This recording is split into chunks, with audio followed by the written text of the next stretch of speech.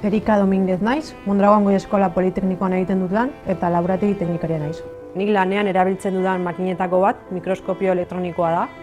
Bertan material ezberdinen mikrostruktura ikusteko aukera dago. Horretaz gain, tamaina eta konposizioari buruzko informazioa ematen digu. Lanbide heziketa egitea erabaki nauen, honek daukan irteerengatik. Bailara industrial batean bizita, ateak asko zabaltzen dizkizu. Horretaz gain, praktika asko eskaintzen du. Nire lanetik gehien gustatzen jatena da, egunero ez dutela ditzen gauza berdinak.